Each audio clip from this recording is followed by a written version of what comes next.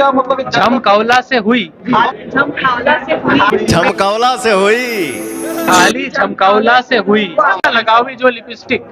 अरे बाप रे, उतना ही आता है इस गाने में, लेकिन नाचने में बहुत मजा। तो जैसे कि आप लोगों ने इस वीडियो में देखा कि कैसे बॉलीवुड के सुपरस्टार मिथुन चक्रवर्ती के बेटे नमासी चक्रवर्ती आज भोजपुरी इंडस्ट्री के पावर स्टार पवन सिंह का फेमस डायलॉग और उनका लॉलीपॉप गाने को गाते हुए नजर आ रहे हैं। और इसी से ये पता चलता है कि हमारे भोजपुरी इंडस्ट्री के पावर स्टार पवन सिंह ने पूरे भोजपुरी इंडस्ट्री का इतिहास पलट कर रख दिया है। क्योंकि जो बॉलीवुड के सुपरस्टार्स पहले भोजपुरी इंडस्ट्री का नाम सुनते ही चिढ़ते थे या फिर भोजपुरी इंडस्ट्री का मजाक उड़ाते थे, आज वही बॉलीवुड सुपरस्टार्स के बेटे अपने आप को पवन सिंह का फैन बताते हुए और उनका फेमस डायलॉग बोलते हुए और भोजपुरी गाने गाते हुए नजर आते हैं। और ये सब सिर्फ और सिर्फ हमारे भोजपुरी इंडस्ट्री के पावर स्टार पवन सिंह के बदौलत ही हो पाया है।